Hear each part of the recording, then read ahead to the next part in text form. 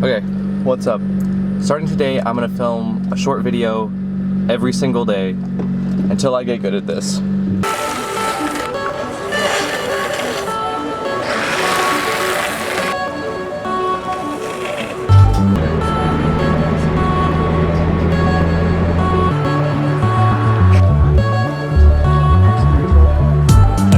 Up with some softer swings.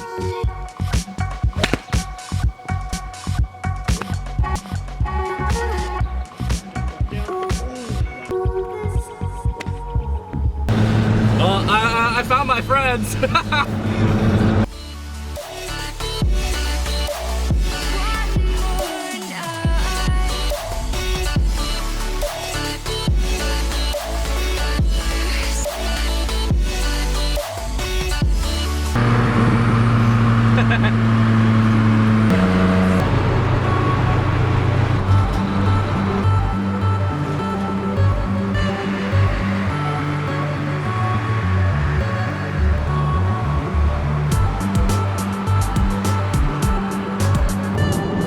If you think of Nissan Sentra, you most likely think of something like this, or if you like cars, you think of something like this, but never do you think of something that looks like this.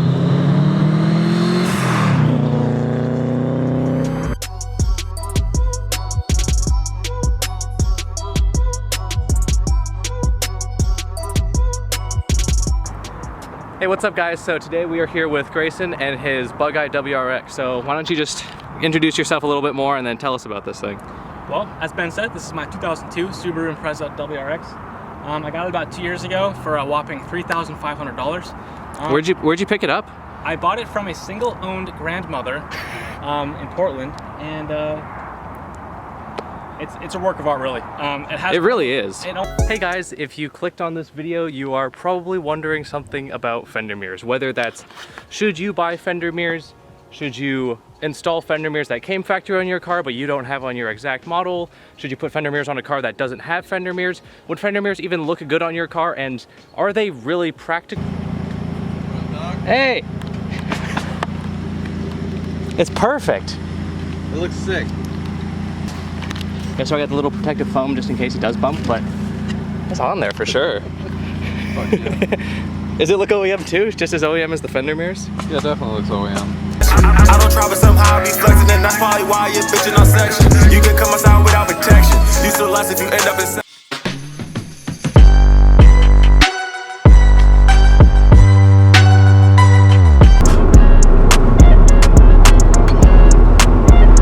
We get more recognition outside of the meet. Okay, now say a lot of good stuff about Dave's Hot Chicken so they'll sponsor us. Dave's Hot Chicken is the best place to eat chicken I've ever experienced in my life. Their fries are perfect, their chicken is perfect. It's a good price. It's a good price. Honestly, can't beat it. Best chicken on the West Coast. I need a big Dave's right Hot Chicken window banner on my car and a promo code in the description. I should make one up and just put a hey Ben Ty 15% off Dave's Hot Chicken. Now this is a GT2 RS Club Sport 25. You can tell because it says it right there on the back of the car. Those exhausts. Those look like little jet turbines coming out the bottom. It's like, that looks really cool. Just all the raw carbon. So F15. Just point out like really obvious things. Like look at this raw carbon wing. Center locks. And then we got the gloss carbon on the side. Yeah, it's got some black wheels with, you know, the neon on there. Yeah. It looks pretty cool. That's a throwback to like other race cars that had that exact same thing. And this thing is actually so cool. It's got these headlights that are just like Yeah. light bars. Yeah, that's pretty cool. Oh, of course, hood pins. Yeah. You gotta have the hood pins. That's the Amazon Prime special. I'll make sure to link those in the description for you guys. You actually could. Those are just arrow catches. Yeah, man, this thing is so cool. Are you getting B-roll? All right, Ben. Okay, F40 or F50? I was about to ask you the same Okay. exact thing. Ready? 1, 2, 3. F40. Yeah, I mean, like, it's the last Ferrari. It's the last Ferrari. This thing's a cheap knockoff of. I'm just kidding.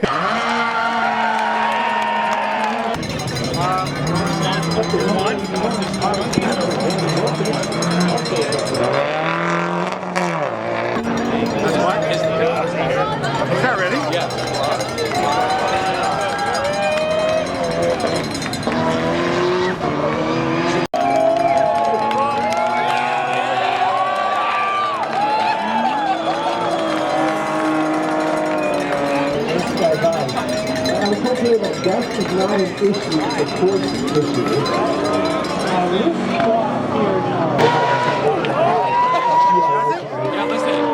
This spot here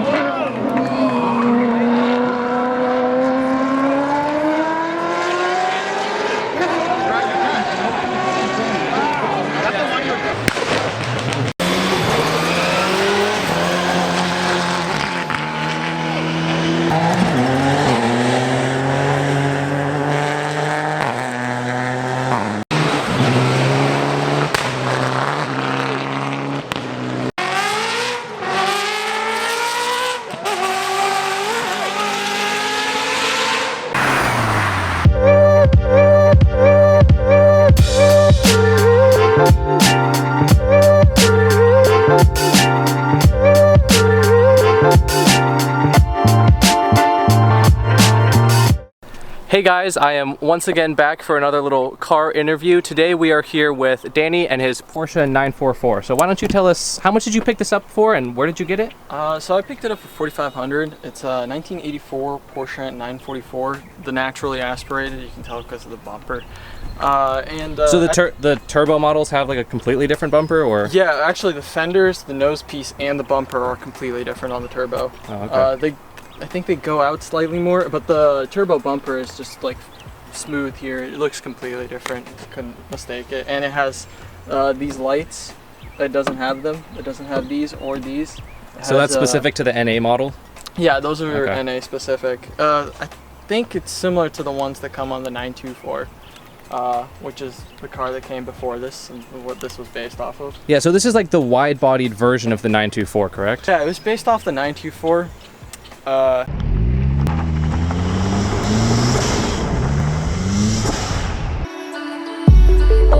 Just stay one more night.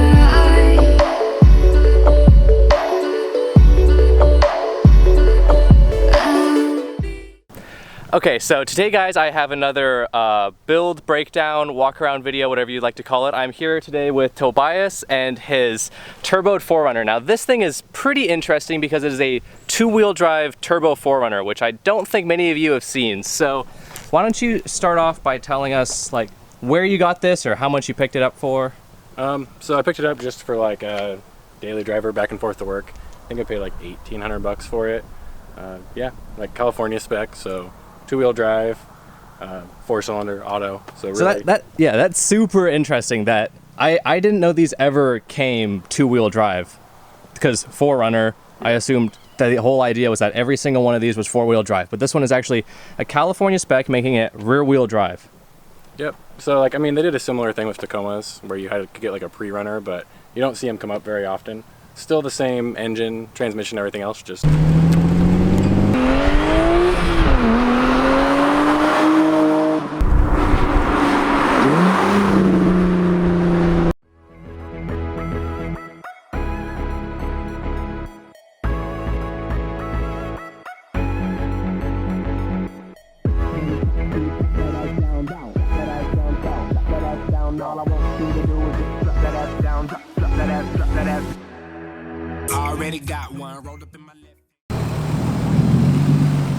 Okay, so today guys, I have another walkthrough, walk around, build breakdown, and today we are here with Irvin Ortega and his Lexus IS 300. So why don't you tell us just how long ago did you get this thing and how much did you pick it up for? Oh God, I got this thing in 2015, back before the COVID price spikes, and even back then this thing was $10,000. This was a factory manual 03, which back then were still going for a good amount of money. Now they're going for probably even more with the amount of mileage that I got it with. So do you know exactly like how rare the factory manuals were? Because obviously IS manual is rare, SC manual is even more rare. They're pretty rare.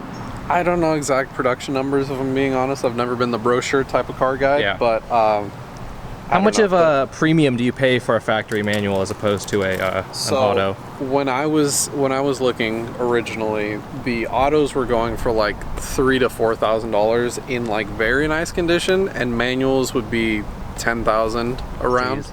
Yeah. just for that factory manual. Which it's not even like a good manual transmission. Like the W55 cannot handle power or anything like that. It's just the fact that it is a factory manual just makes it so much more expensive. And it's really just the prestige of saying it's a factory manual, right? Because like it's easy to swap. Exactly. Because there's so many parts for these. It's just a 2J. Yeah, seriously.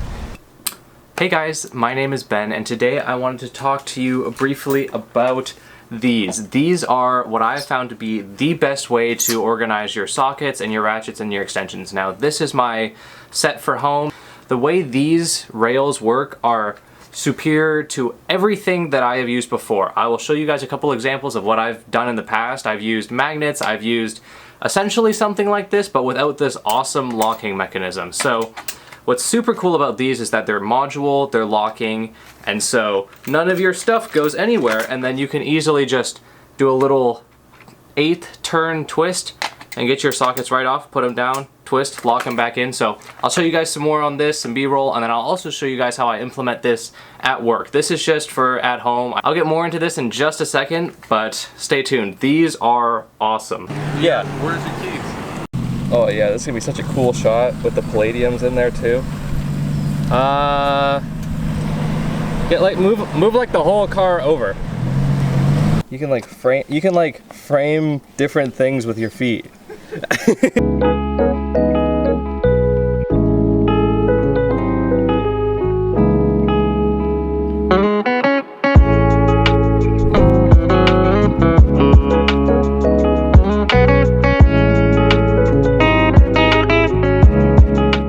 Okay, so today guys, I am here with Tristan and his Miata, which is a little bit different than your average NB Miata. It's got something a little bit different, just a little bit. Okay, so today I'm gonna walk you guys through and ask Tristan questions about what this thing has basically become. So why don't you start off with like what the life of this thing was originally before all of this started happening. So. Yeah, so this is my 2000 Miata. It's an NB1. I bought this bone stock, 52,000 miles. It was perfect. It was just mint. It was nice and completely unmolested. Okay. And at that point, I started getting into, you know, autocross and motorsports and drifting. And I started upgrading the car.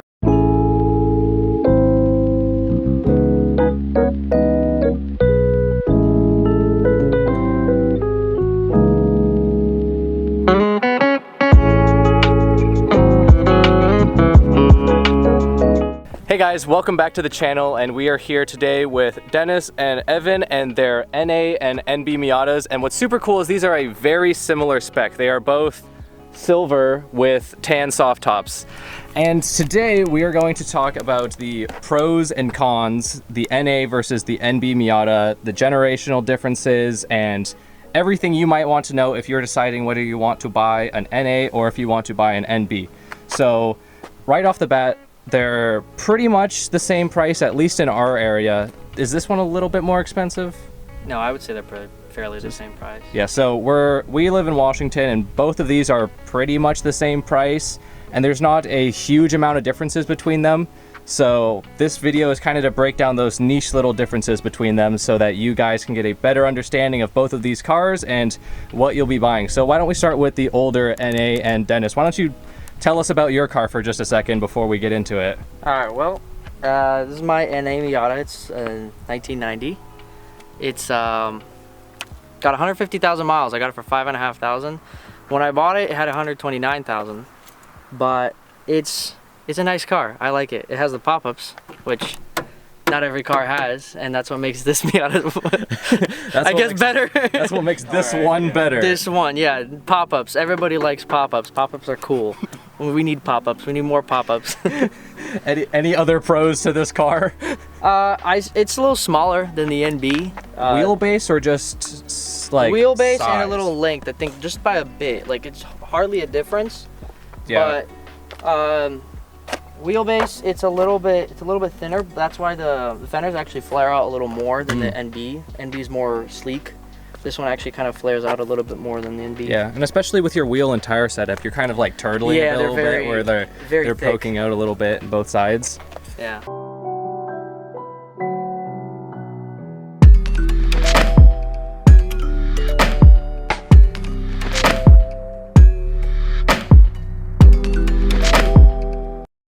Okay guys, welcome back to the channel. Today I have a very, very special build breakdown for you guys.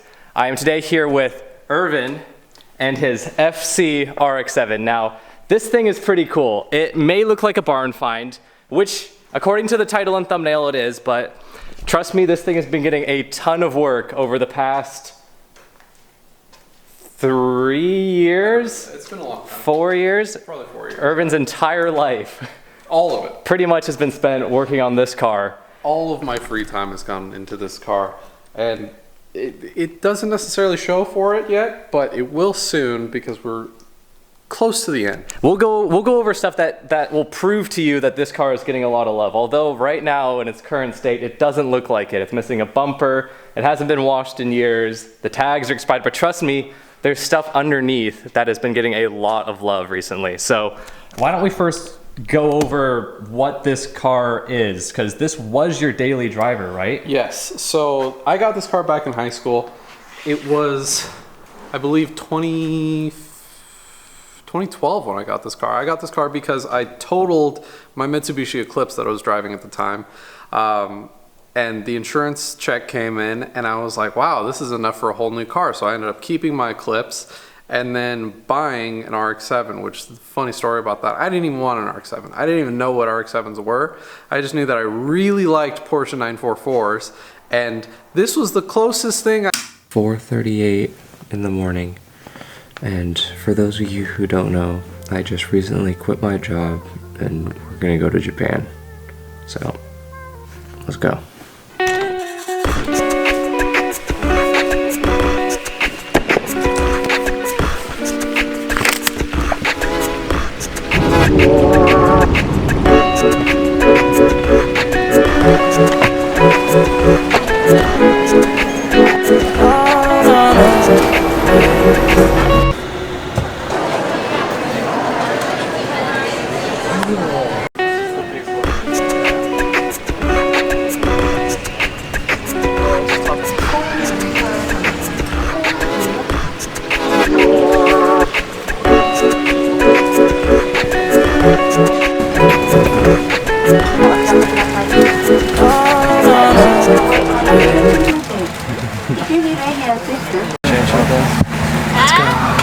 We're currently on the big flight. This is the one all the way from SeaTac over to Haneda. So this is 10 hours. See when we land.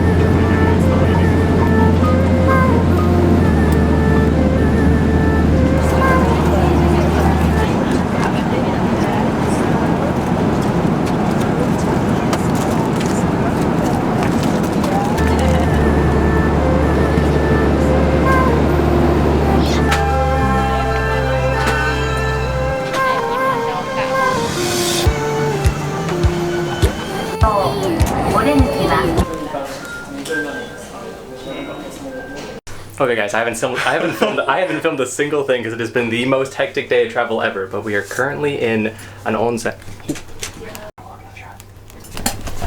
Okay guys, I haven't filmed anything because this has been the most hectic day of travel ever, but we are currently in a ryokan, which is a traditional style Japanese hotel. The check-in process was insane. I just gave him my phone and he gave us these like little wooden check-in cards. This is so cool. I can't wait to see the rooms.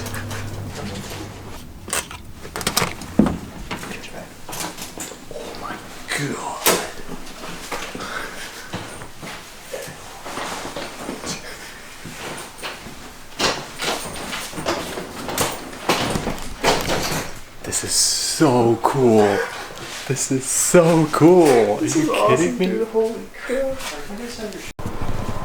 Okay, we got dressed up in the, what are these called again? Yukatas. The yukatas, baby. These are essentially just Japanese bathrobes, but we're dressing up in them now and doing a little photo shoot in our awesome ryokan styled bedroom. So we have the main futon here that sleeps two, and then there's more of a cot style futon over here.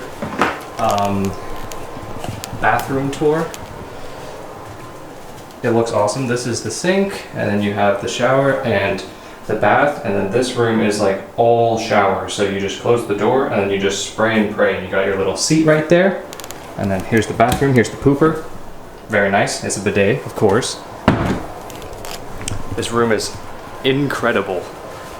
Man, I'm so happy we're here. So everybody keeps telling me have a good time, and I'm like, I don't know how I could not have a good time. How you looking, Danny? Oh my gosh, Trying to dude. get it lined up. You're beautiful. ですよ。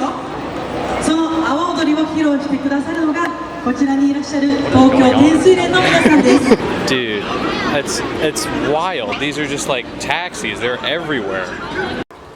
Okay, I know it was a super short and super random video, but I'm gonna end the video here. I'm gonna explain more about my whole Japan travels and everything in the future, but this is just a travel day, so. But there will be more. This actually isn't my only trip I'm doing. There'll be a much longer, extensive trip, which you guys will hear much more about in a coming video. So thank you guys so much for watching. Make sure to like and subscribe. Peace.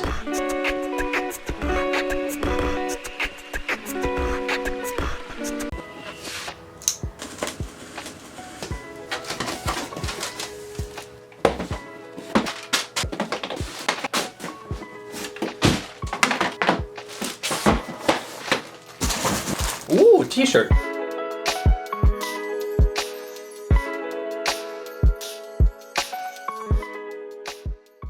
Hey guys, welcome back to the channel, and in today's video I am extremely excited to announce that it is made in partnership with Ernst Manufacturing. If you guys saw in a previous video, I did a review on one of their socket organizers and we were getting to talking, and they were gracious enough to send over a big old box with some more of their products for me to take a look at. So if you guys are interested in anything you see in today's video, all the links will be down in the description. If you guys are enjoying the video, make sure to like and subscribe. And if you're interested in any of the products in today's video, all of the links will be listed for you guys. Oh,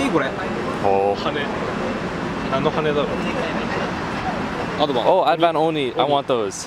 I want these wheels for my car. The Advan Onis.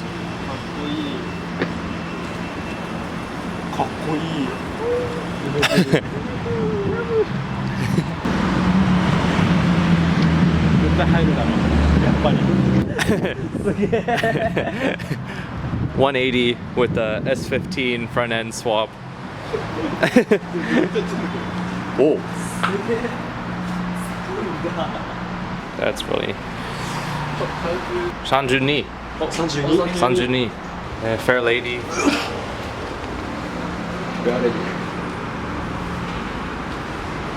Is this it cappuccino? Cappuccino. Oh, Kope. Oh, Kope. Kope. Oh, Skyline. Is it a GR Yaris? Oh.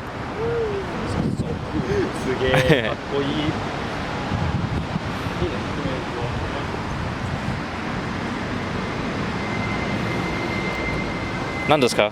Wait. これは何？カリーナ。カリーナ。 Carina. トヨタカリーナ。 Oh. Oh. マフラーじゃない？ Oh, oh, no. Toyota Carina. 人気ですよ。たくさんマフラー落ちてたんですよ。マフラーじゃないです。 Wow.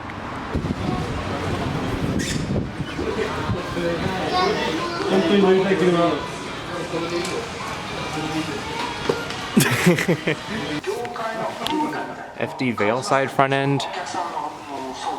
Is this an RX-8 front end? Yep, RX-8 front end. FD front end. 180SX front fenders. Ooh, S15.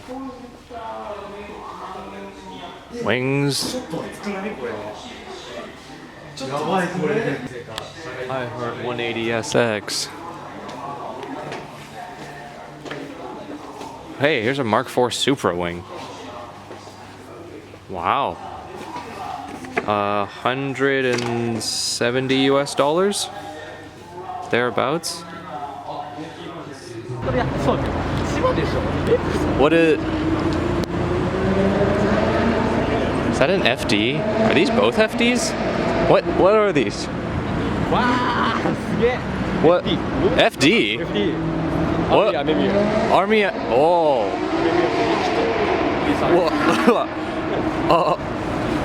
Whoa. Army Armenia. This is insane. You said Army Armenia? Army Armenia? FD? FD. Ari Amemiya Morikito. Wow. わかんない。よくわかんない。名前まで。けど、アメミヤな。 Of course, as soon as we get here, it starts raining, but there's definitely some cool stuff. They were making fun of this this Ricer car over here.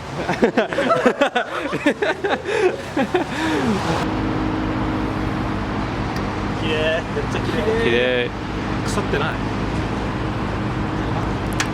Everything looks brand new. Looks so new. New. Clean. Ah, yeah. So cool. We've got the driving gloves up on the dash.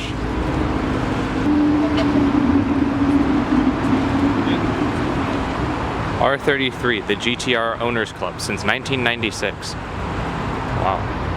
I believe him. What is this? Oh.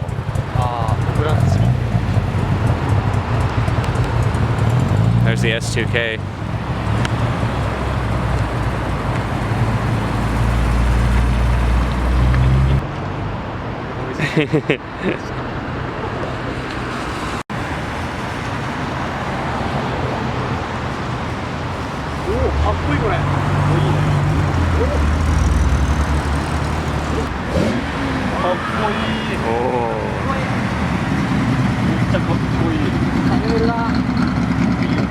Wow, Nissan Bluebird.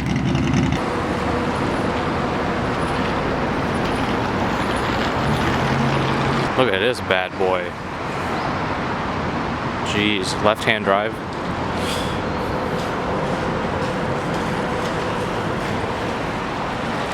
That's pretty crazy.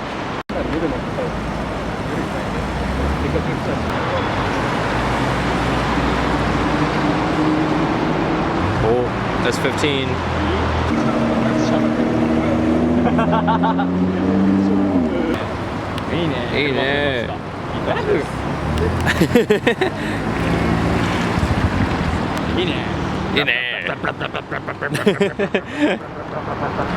I want you guys to. It was one of the first cars I found here in my neighborhood, and it's kind of like a, it kind of is a special one to me because it has the most lore around it.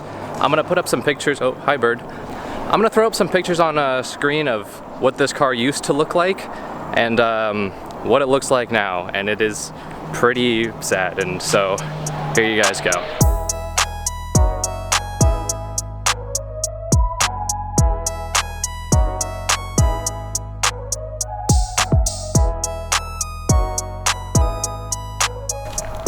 This is a Nissan Skyline. This is an R31 GTS, I believe. Take it all in, guys. This is a legitimate abandoned R31 Skyline here in Hachioji, Tokyo. We're just under the freeway, and I live like down that street and a bit to the left, and this thing is sitting here.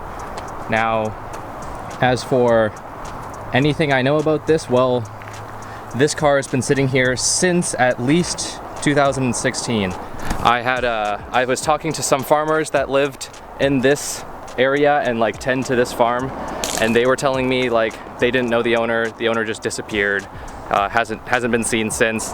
I talked to a friend of mine at university. He knows this car, he knows it's here, nobody knows the owner. He said he looked for a while and couldn't find it, and then I talked to my friend who also lives in this neighborhood, and he sent me a picture, this picture on screen, of the car in 2016 when it was in great condition compared to what it is now. As you can see, we've got paint peeling off the hood, almost no clear coat on the roof, paint peeling off the trunk, the tail lights are all fogged over, the tires are old as heck, the brakes, if you guys can see in there, are all completely rusted, the interior is falling apart, the steering wheel is falling apart, all of the little trim pieces are all wrinkled due to the sun, and obviously it's parked in a bunch of weeds, or more, I guess, the weeds grew up around the vehicle. And oh, and there's also this H2, which is kind of funny. But look at this thing. All the tires are flat. This thing has not moved. And I don't know exactly what the Shukken is, but it's 20 moving. So I'll know when we turn around this right-hand turn right here, but this car better be here, I swear. Oh my gosh, I thought for a second it wasn't here.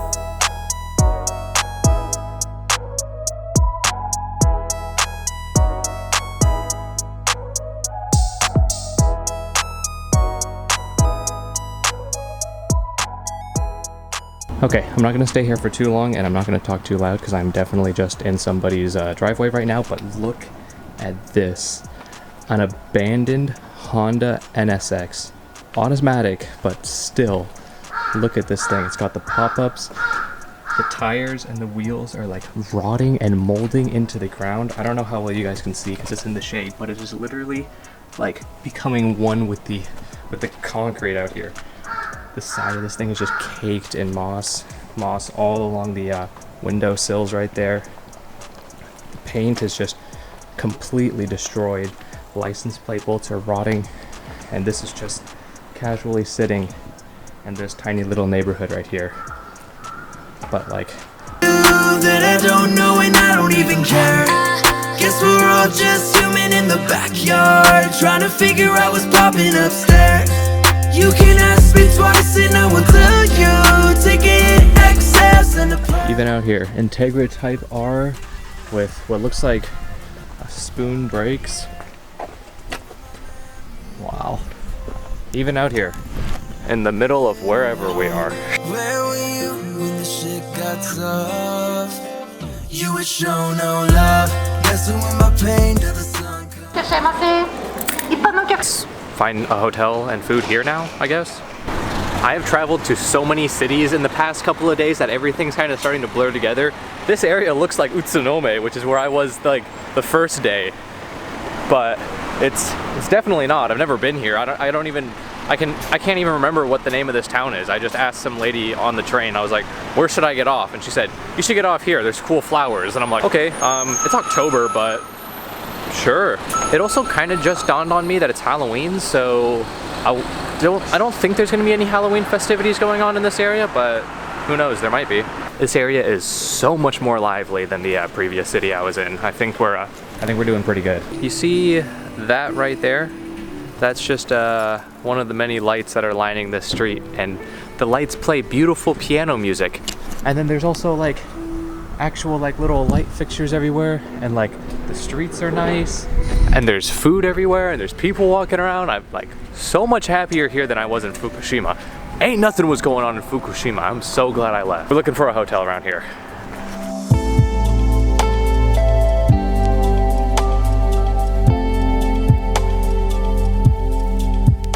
This city is such a great example of like my whole like mentality going into this trip, where it's just like do what you want in the spur of the moment, ask people for recommendations, because I would never have ended up here if I hadn't just randomly asked that lady on the train, where should I go? And she was like, you should go here. And I'm like, done. You don't need to sell it anymore. Like, I'm gonna go. You said I should go. So, just...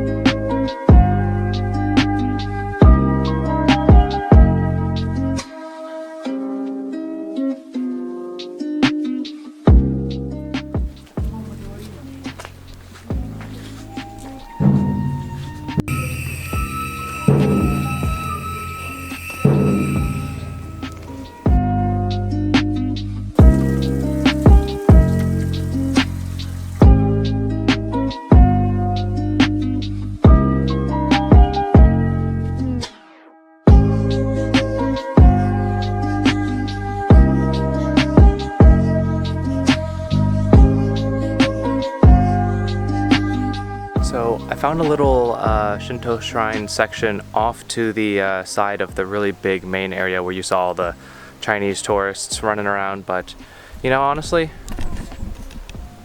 I kind of like this area more. There's nobody here. It's much more peaceful. It's nice. I like this spot. It's a good spot. でこれを耐震がしてなかったので、その耐震も施すということで、またこっちもお金がかかってる。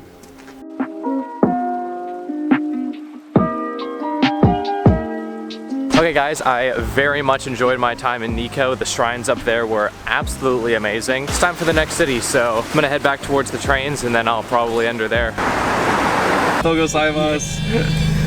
Wow, look at how cool.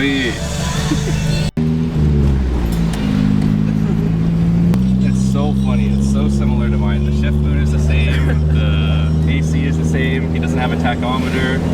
It's like, the glove box is a little bit different. It's a higher trim model, but it looks so similar to my car. Oh, this is so fun.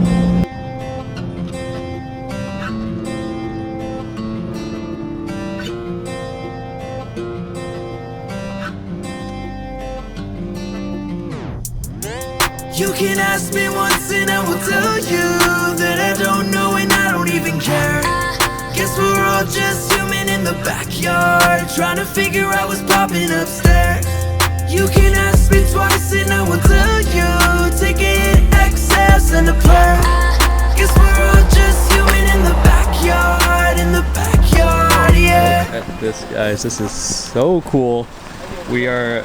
I'm hanging out with two friends right now that I met on Instagram, and we're still on our solo journey, but you know, had to have a little collaboration, some special guests, and he brought out his V12 Nissan Sunny. This thing is obviously JDM. It's right-hand drive, and it is so crazy to see like my car, but just like different in the tiniest little ways. Like the front end is slightly different, the side markers are slightly different, the front bumper is slightly different. The whole interior is obviously flipped, and then this is also a 4-door and mine is a 2-door. I'm the one to blame on First time driving in Japan on a tailgate road in a V12 Sunny.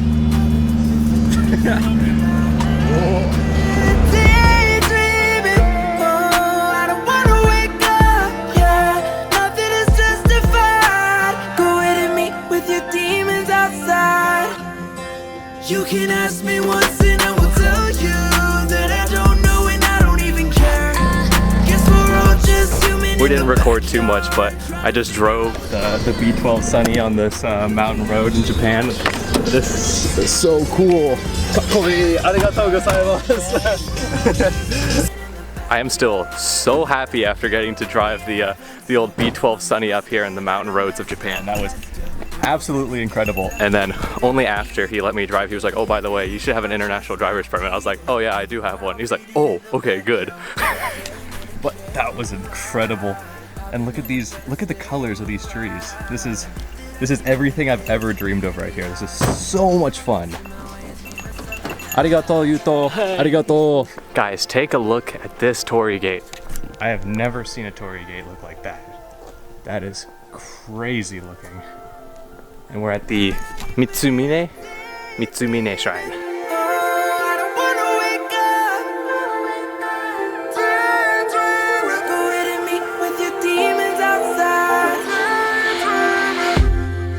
You can ask me once and I will tell you that I don't know and I don't even care. Guess we're all just human in my mind. I can't decide if I was dreaming or alive. There's something circling the water where I'm swimming. Smoking weed is telling me the demon isn't winning, but girl, I'ma tell you what's next. I'm walking through the neighborhoods of Ikebukuro right now. This area is so nice. All these houses are really nice and modern, and the roads are smooth.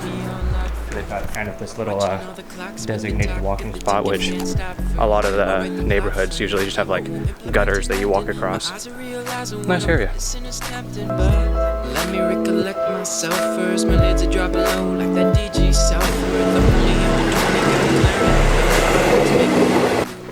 Free of charge, unrestricted entry. Well, that's nice of them.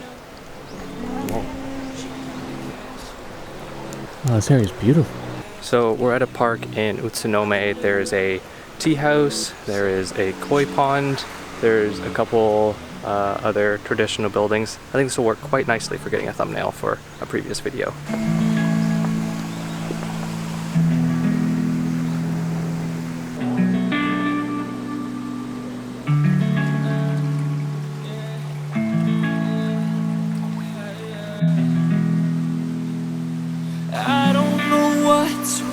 But I know it's reality. I'm counting the days they fly. Okay, super cool little park right there, or Zen garden, but there was a lot of people there and I couldn't really find a shot that I loved, so we're gonna go to another park, or maybe I'll just find something along the way. Did that say Gluck Marchen 2023? Let's check her out. Same way, gotta build up of my thoughts sitting in an ashtray. I told him he has to grab 2 more things, which is Totsu. Hitotsu is one, Futotsu is 2. He's so flustered. He's just been walking around. He gets 1 more. He's using it wisely. We're walking the whole store. 1 more. It's so funny because he's like super overwhelmed and it's such a big gift, but like he has no idea the amount of like gratitude I have for everything. If you guys saw some of the previous videos, Yuto was the one who took me like all around Japan. We went to Daikaku, we went up to Fukushima, we went into Saitama. Like we covered all of Tokyo. We like went to the Skytree, Tokyo Tower. So this is my last little gift where he gets to run around and buy all the tools he wants, and then he'll have some stuff to remember me by as well. And I have all of the the memories and the tickets to all the stuff we went to. So this is that last little bit. Leave the last one to me. Oh man. 12, 14? Yes. 12, 14. Go for it. You're welcome.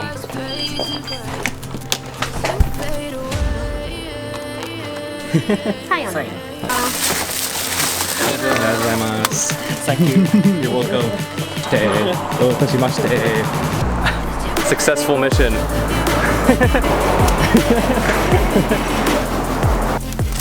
Okay, we got tons of stuff in here. We got like a whole bunch of different socket sets, 1/4 inch, 3/8, 1/2 inch, deep and shallow.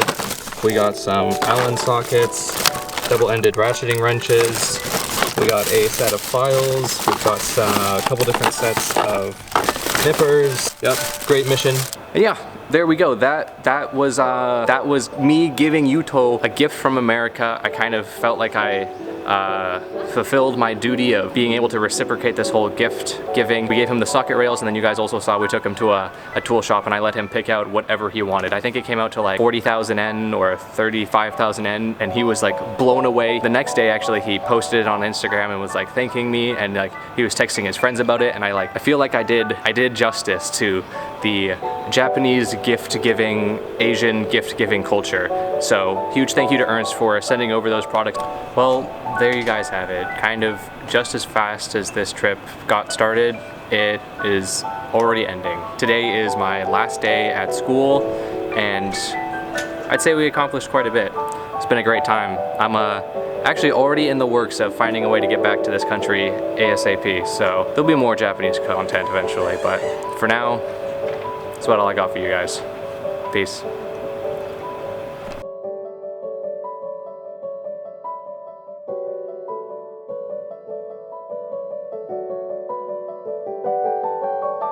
Not a video tutorial, just pictures. But I'm checking it apart. It's to LED. Do we want to? We got a metal wire back here.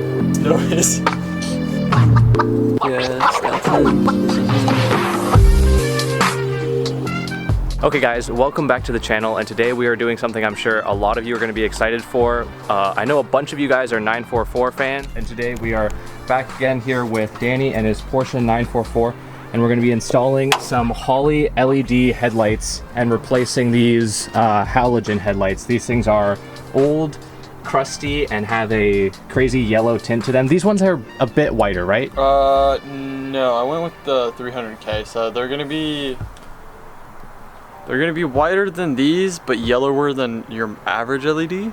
Okay, so it keeps that like period correct color tint to them, but they're still going to be much brighter than these old halogens. These also draw less power, and just overall they'll probably last me longer than these halogens do. LED lifespan is a lot better, and they have a replaceable LED inside, so you don't have to replace the whole housing and light like you do with sealed beams. They are twice as bright as the halogen lights, or at least that's what they sell themselves on. So we'll see, I guess, when we install them.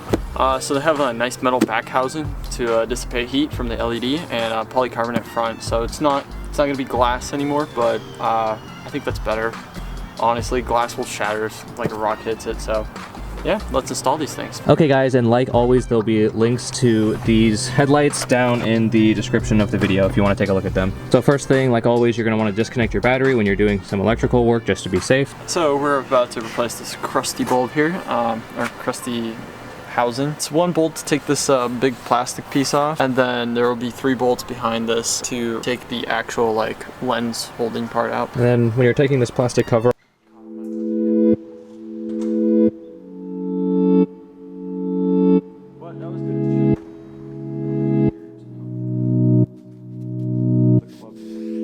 to my exhaust.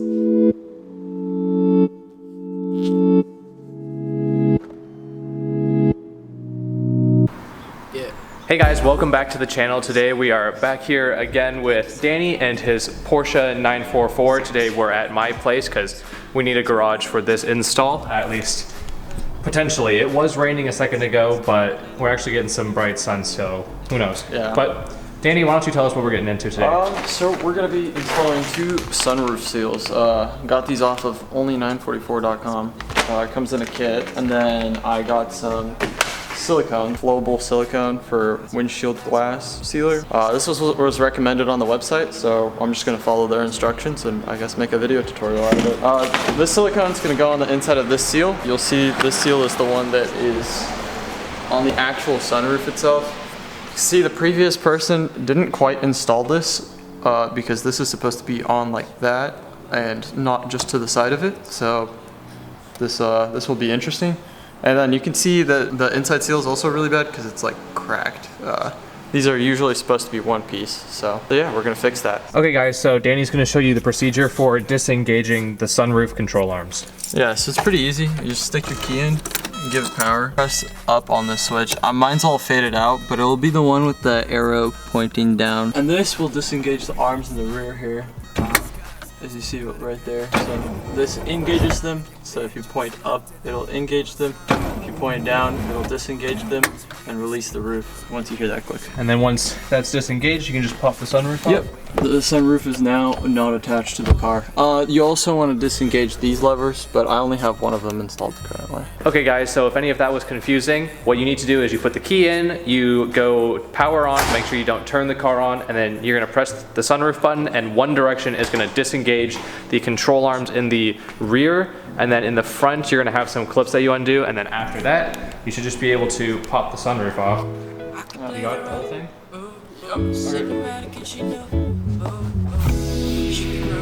Okay guys, now we've got the sunroof fully removed. We flipped it upside down on a couple of towels, and then these are the clips right here that you're gonna want to disengage. Everything just slides off of this big black plastic hinge piece right here.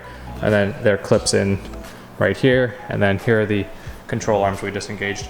And then this inner seal is also getting replaced. Yeah, we'll do that first because it's easier. And hey guys, welcome back to the channel, and today I figured I'd give you guys something I know so many of you have been asking for, and that is some actual V12 Nissan centric content. And seeing as I am the most popular, most prolific, largest B12 Nissan centric content creator on the internet, not that it's a very hard bar to beat considering only a couple people in Mexico and maybe 1 or 2 people in Sri Lanka even know about this car's existence and still actually care about this thing. Well, at least I'm number 1. At least I'm number 1. Okay guys, so today we're installing coilovers, or more of kind of just cleaning and adjusting the coilers that are already on my car. To answer everybody's question right now, here's what they are. They are Rev 9 B13 coilovers. The B12 and the B13 both have a McPherson strut system, so you can use B13 suspension components. That includes if you want to go with a BC coilover, if you want to go with Godspeed. These are the cheapest on Amazon. There's a link in the description to the exact coilovers I'm using. They bolt right up. The only thing you need to do is you're going to need to either zip tie your brake line to the brake line bracket on the coilover, or you're going to have to make your own brake line bracket. For the longest time I had them zip tied. Now I've got a new bracket which I'll show in today's video, but they bolt right up, front and rear. As long as you have McPherson struts on all 4 corners. If you have a B11, this will not work. They have a split design in the rear. So basically, any B12, these are going to work. So let's get right into it.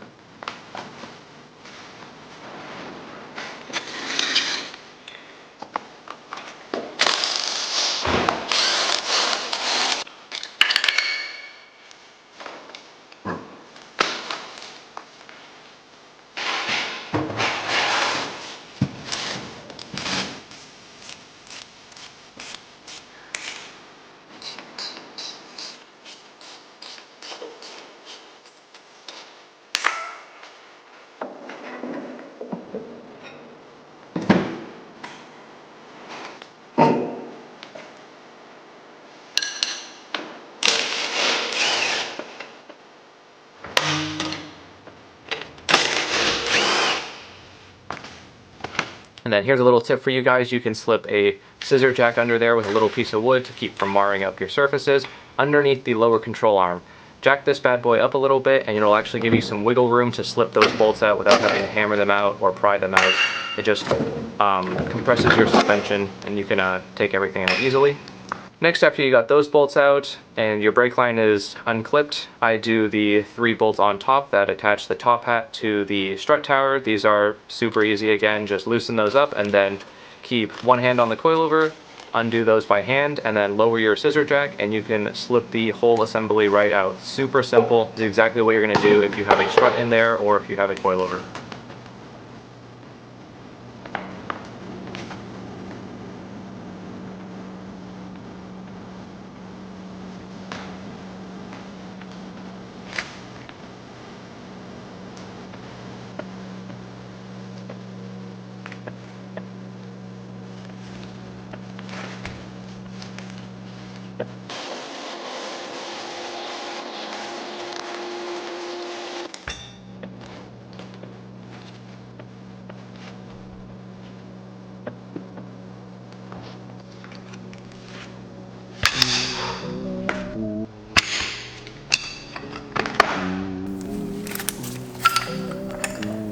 The entire rolling weight with the tire and these wheels is 28 pounds, and the new tires I'm putting on are actually 2 pounds lighter than this. So we'll have 26 pounds wheel and tire combo. Fantastic. This is gonna be the new fitment of the car, at least for now.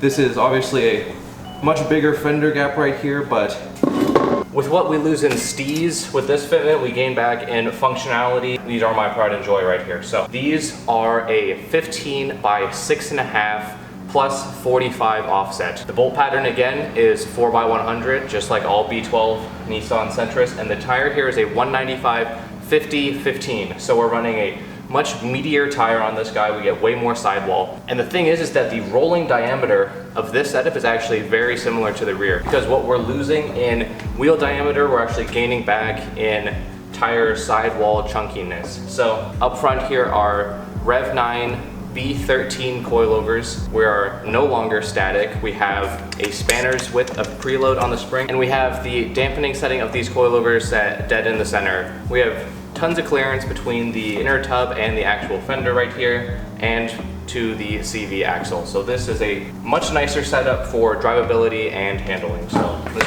this is what we're gonna be running for now. Okay guys, so what we have in here, like I said before, is a set of B13 Rev 9 coilovers. So from my knowledge, new taillight, you want to put a new taillight seal, because currently my taillights don't have a seal, so there's just a ton of water getting into my trunk. So let's get to it. We're just gonna go put the new seal on the taillight, and then we're gonna clean this all up and install it.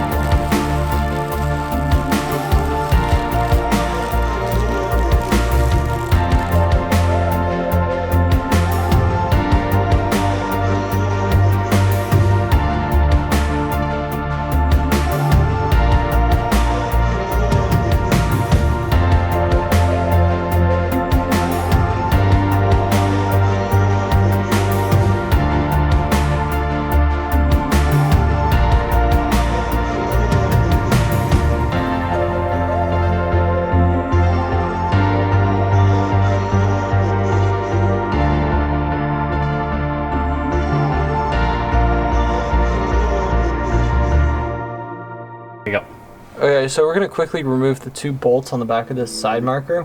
It's the same for all the other sides. The guy that owned this car before me replaced the plastic like nuts with metal 8mm, so I'm gonna have. Okay guys, while Danny is cleaning up the rest of the seal, we actually took the sound deadening out of the back here, and we're gonna wipe down everything back here because hopefully after we're done all of this, there should be no more moisture getting into the car. So we'll put sound deadening in here someday and then all new carpet. But for now, we're just gonna get rid of the wet, damp sound deadening and wipe all these panels and then shop back out of all of this right here.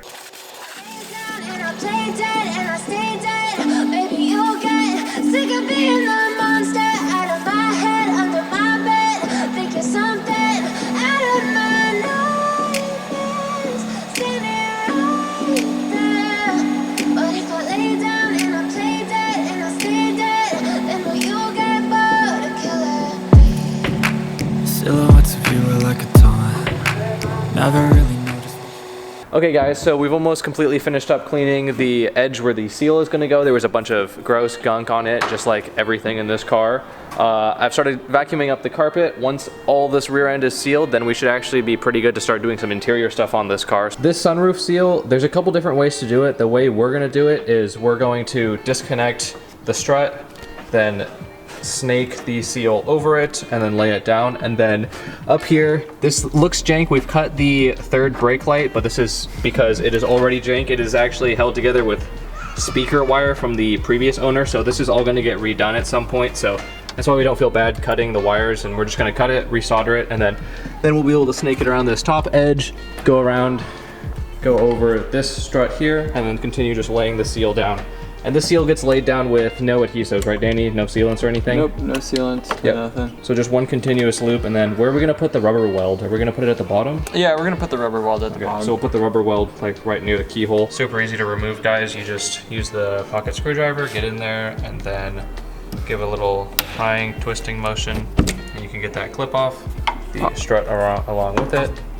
Yeah, I disconnected the wire here as well. Yep, with the seal over. And then since that line up there is, that wire up there is cut, now you can just press down your seal and then we'll reattach that wire later. Okay, so a little tip for when you're doing these seals, try and leave a little bit of like a kind of a wave everywhere you put it down. And that way when you get to the end and it's all like kind of equal, you can just press all the waves down.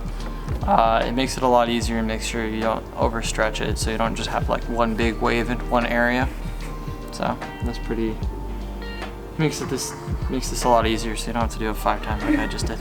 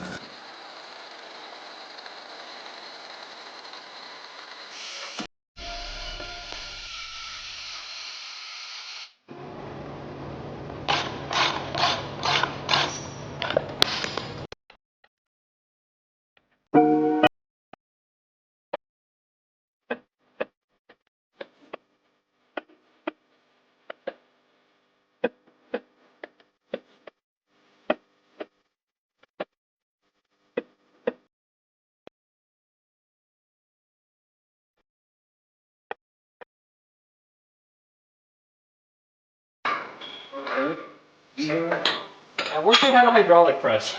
This is a hydraulic We had a pneumatic hydraulic press. There you go. I won't dispute that, but this is, you know, This is trying times. this is literally the definition of you gotta piss with the cock you got, you know?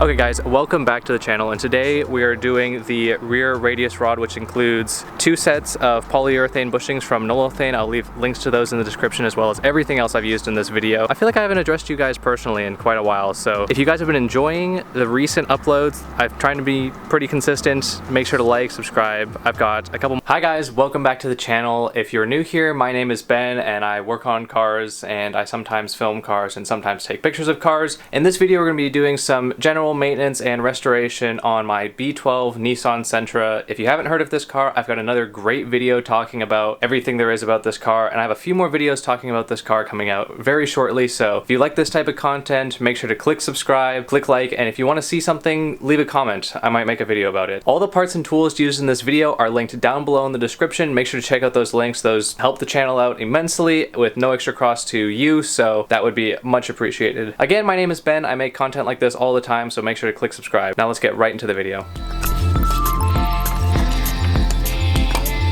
I know you told your friend you're not okay, and tell me what's wrong and why you never said you felt that way. And guess you're trying to stay strong and fake a smile until I look away. But I've known you too long, it hurts to watch your blue eyes fade to gray.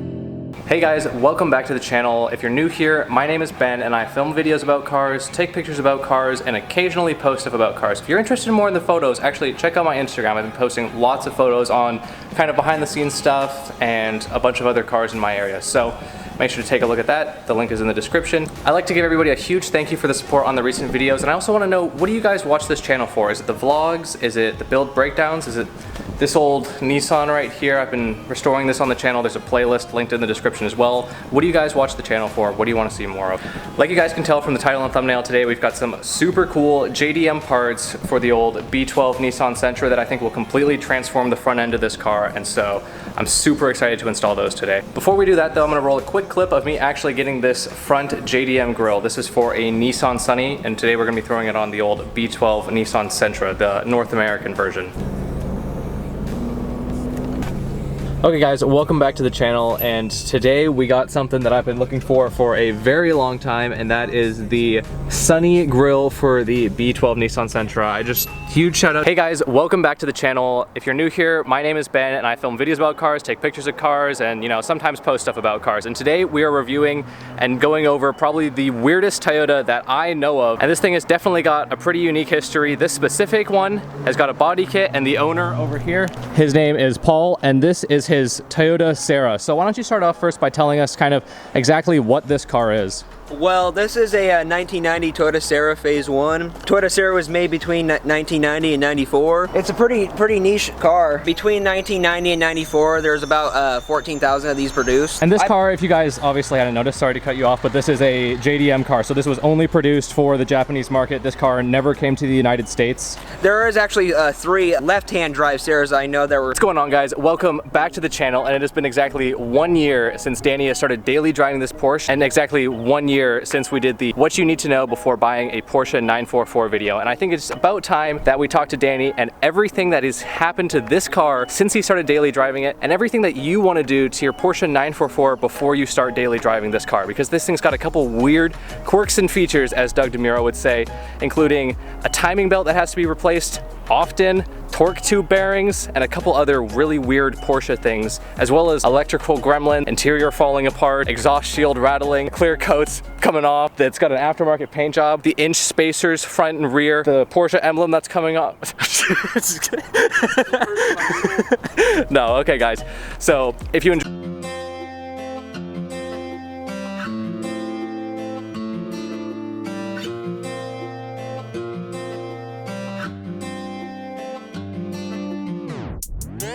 You can ask me once and I will tell you that I don't know and I don't even care.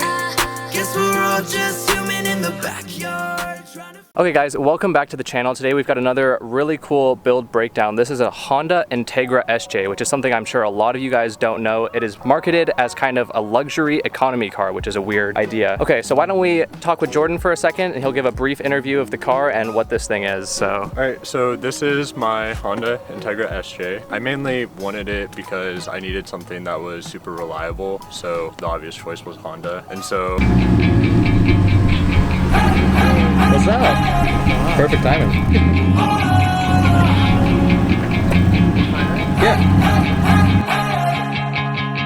Yeah, I'm all alone and still learning to let go. I'll carry on my own and find out where I belong. And I just need to move on. I have hope. I'm open to a new place, a new road. I'm on my own, but I'm better off alone.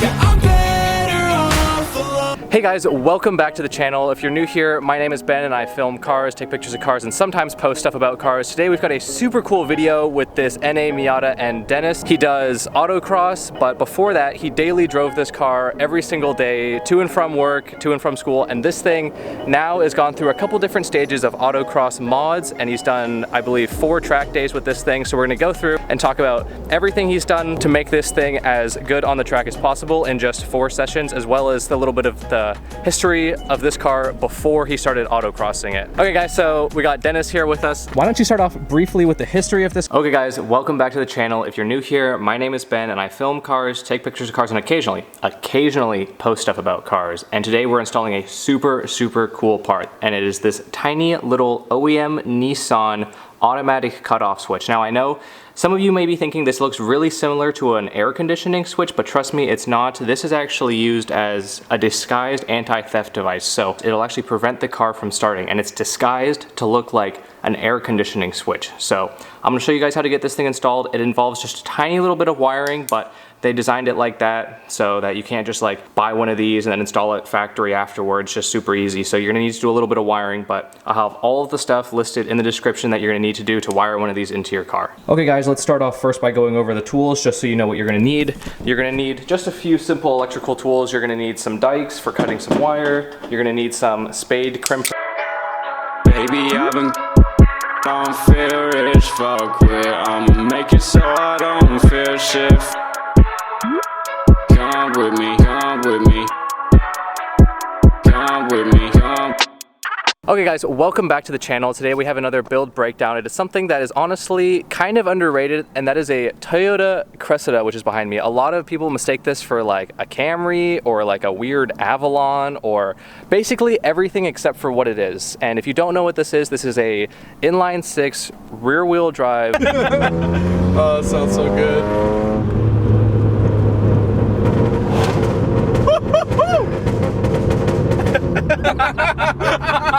That's so good.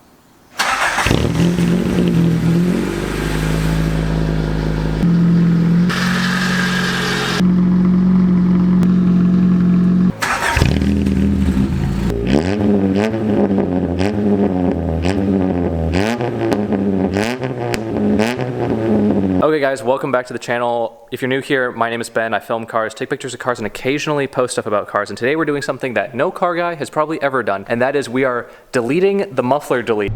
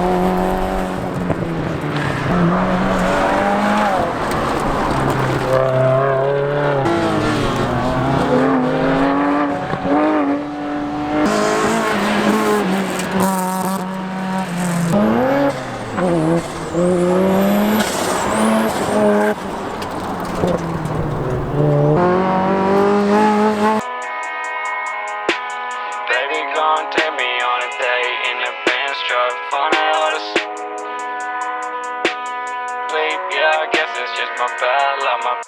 I feel like all my friends think that I'm fucking up. Baby, gon' take me on a date in the Benz truck. Find out to sleep, yeah, I guess it's just my bad luck. My baby gonna act like she don't, but you wanna fuck. Okay guys, welcome back to the channel. We are joined by Tristan and Perry, the V6 swapped Miata. Now this thing is super cool. This thing has gone through a ton of stages, and there was a video actually almost a year ago, or probably over a year ago now, talking about everything that Tristan has done to this car from basically stock up until the point where it had a V6 in it, and then we cut there, and now we are rejoining Tristan to talk about this crazy Okay guys, welcome back to the channel. Today we're going to be doing some much needed maintenance on the old B12 Nissan Sentra right here. We're going to be doing an oil change with some Valvoline high mileage 10W40, as well as an engine air filter, and then we've got some gaskets. These will be linked in the description below. These are for the drain plug, and that's pretty much all we're doing in this video. This thing needs just a little bit of maintenance. We've been doing some fun stuff recently, actually like getting this thing up to shape. It's time to do some kind of boring stuff, but hopefully I'll make it interesting for you guys.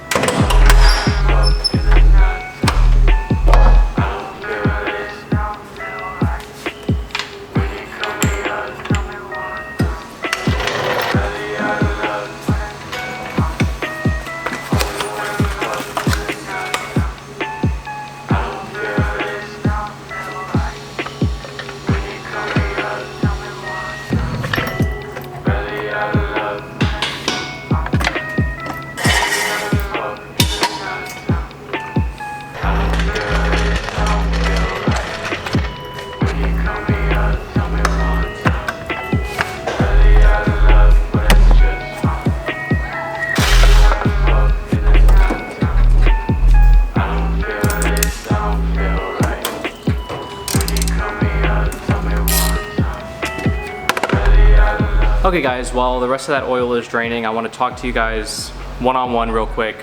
Just give you guys kind of a general update on the channel and how I'm doing and how everything is going. So first off, we hit 1,000 subscribers, which is absolutely amazing, which means I get monetized, so I'm getting a small kickback from every single video. I'm getting a couple dollars for every video, which is amazing. Also guys, the Amazon affiliate links help out the channel immensely. You guys probably have no idea. A couple dollars here and there really helps. I'm able to put all that right back into the videos, do more work on the Sentra, make more videos. Dang, that's nice. It's got the whale tail.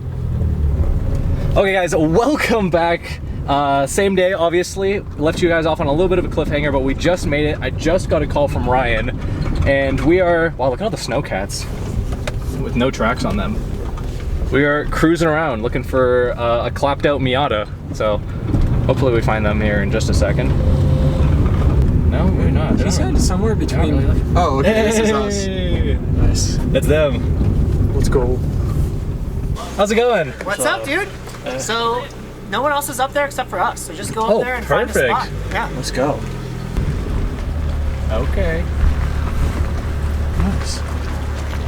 Hello. Hello. Hey, we made it. What a sick sunny. Oh my goodness, imported fresh. How's it going? Toby. Toby, nice to meet you. I'm Dana. Dana, nice to meet you. 30 years old, so we've got our metal collar in there. We've got a nice hard piece of rubber metal collar and a nice hard piece of rubber on this side. So hopefully this should prevent the engine from going boom every time I stomp on it. And yeah, that's not good. So good thing we're replacing these.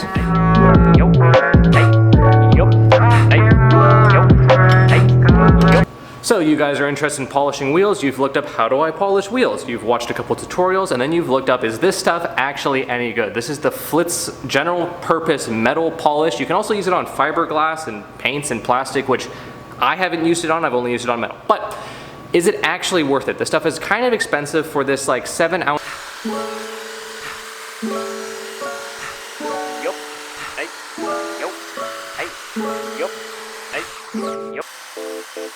Material, and you can also feel when you're taking off material, and then now I'm giving it a final wipe.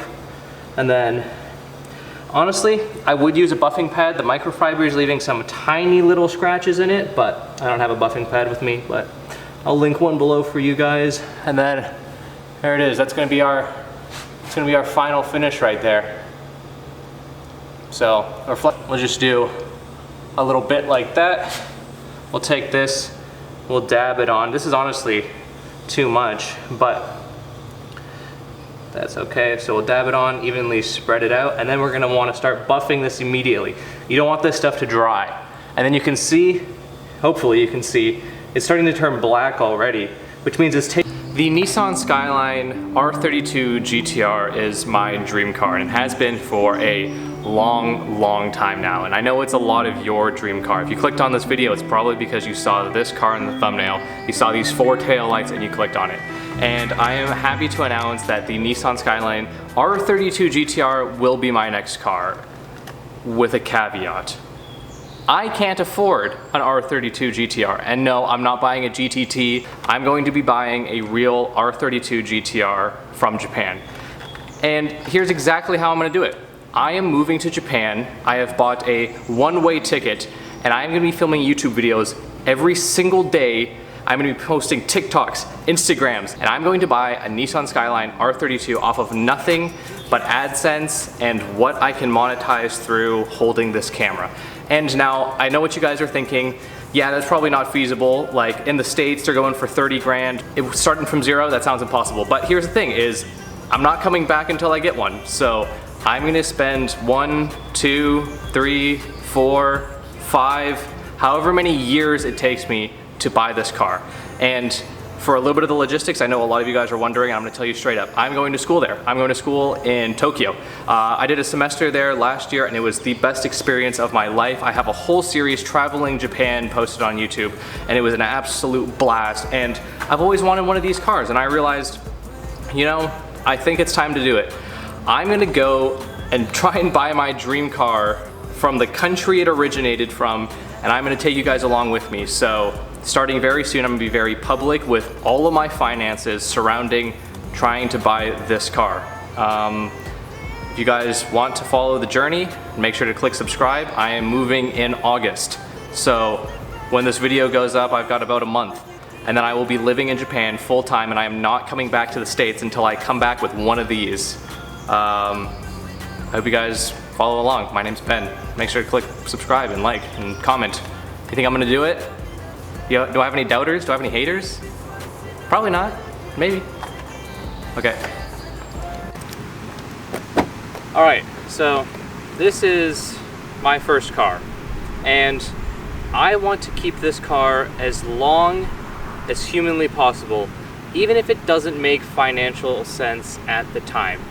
And what I mean by that is a lot of people, they get their first car, it's like, usually it's a hand-me-down, it's something from a family member, or they're able to, you know, work a side gig and save up enough money to buy their first car, and it's usually nothing special. Except in my case. In my case, this car is special to me, and not because of the actual car. It's not that cool, to be honest. It is a...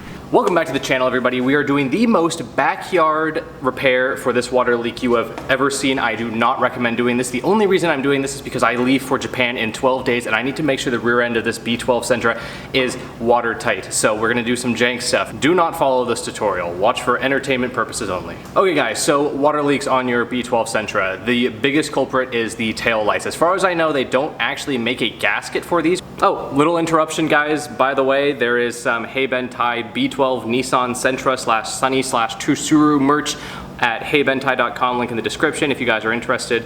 Super high quality t-shirts as well as hoodies. So if you guys are interested in supporting the channel, make sure to check those out below. Thank you. Or if they did, they definitely don't make it anymore. So we are using a gasket from only944.com. This is for a Porsche 944. We ordered 2 when we did Danny's tail lights. So these should hopefully seal up the tail lights. And then if your tail lights are sealed and you still have a water leak, the next big culprit is the rear glass seal. So I'll leave a link to the actual seal on eBay in the description below. It is an aftermarket seal, but as far as I know, they should work. So I'll leave that below. That is what I would do if I had more than 2 weeks before I left the country permanently. So what we're gonna be doing is we're gonna be using a package of Fippage from Toyota. Detailing products can be used in many different ways for very different results. For example, this tire shine. If you spray it on, you'll get a very wet looking tire, and some people love that. I don't, so I spray it onto a rag. And with this black plastic restorer, some people just like to dab it on just a tiny bit, wipe it on, wipe it off, but I treat plastic like skin. If it's old and it's dried out, you're gonna need to use a lot of moisturizer. You're gonna need to let it sit for a minute before you wipe it off. So there's a couple different ways that I like to use these products, and I just wanted to share with you guys. So here are some tips and tricks on how I use these products, and I'll show you the results that I get. Now we'll start with this black plastic trim restorer. As I said, plastic is also similar to skin in the sense where it dries out, it becomes more porous, and it's gonna need more moisturizer, aka this black plastic trim restorer, to get that sheen back to it. So if you're working with black plastic that hasn't been restored at all, I would highly recommend lathering this stuff on super heavily. Get a thick film on there and let it sit for just a minute before you buff it off. Wipe it out and get really use this stuff liberally. Some people like to put a little bit on a rag and just kind of like buff it in super hard, but I like to put a lot on, let it sit, let it start to kind of dye the plastic almost. Okay everybody, it is happening after years of general maintenance on the B12 Nissan Sentra. We are finally doing our first cool mod. We have done nothing but oil changes, coolant exchanges, we have been replacing brake lines, we have been replacing the front brakes, the rear drums, bushings, so many bushings. We are finally doing something cool. And that is this, everybody. This is a front sway bar off of a Nissan Pulsar. Now this is off of the Pulsar NX, a 1989. It is, I believe, the thickest sway bar you can get. It was not an SE model, but I think the SE sway bar is only the tiniest bit bigger than this. This is almost an inch in diameter. This is bigger than a lot of sway bars that people put on their cars. And now, here's the thing, is that I don't think anybody does the testing to see what this actually does on this exact chassis. Now this is an OEM sway bar off of Pulsar, so it should be tuned to the